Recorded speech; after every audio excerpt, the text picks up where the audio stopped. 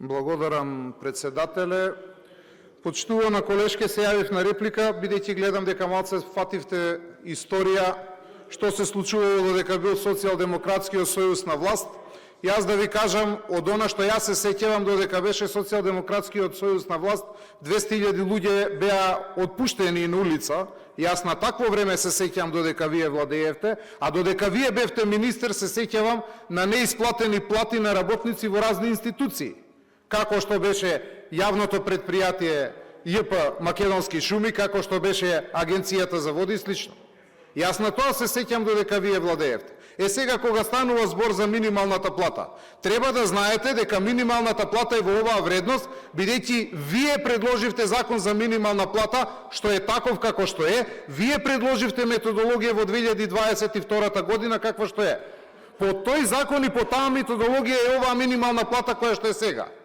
За жал, јас се сеќам тогаш дека синдикатот истиот кој што штрајкува, тогаш ја поддржа вашата методологија. И по тој закон и по таа методологија минималната плата е ваква. Дали е доволна таа минимална плата? Не е. Дали треба да се зголеми? Да, треба да се зголеми. И сите ние овдека се слагаме дека таа минимална плата треба да се зголеми. За колку треба да се зголеми, не знам. Кој треба да ни каже? Па преку едно преговарање помеѓу работодавачите и работниците да видиме колкава ќе биде таа минимална плата. Со сегашното законско решение викаме 57% не сме да надмине под 57% од просечно исплатената плата. Тоа е нешто слично на она што се залага и во Европската унија. Она што го бара Меѓународната организација на трудот е тоа да имаме околу 50% од потрошачката кошница, тоа да биде минималната плата. Па ако е така и ако по тие мерки одиме, ние треба целиот систем да го смениме, целото законско решение. Како ќе дојдеме до такво нешто? Па преку преговарање. Дали вие можете тоа да го смените? Гледам и во вашето законско решение не е така. Вие не го менувате системот. Вие не велите дека нешто не чинело за време на тоа што вие сте го предложиле. Дајте да смениме. Ако менуваме, како? Па преку преговарање. Кога ќе биде тоа преговарање?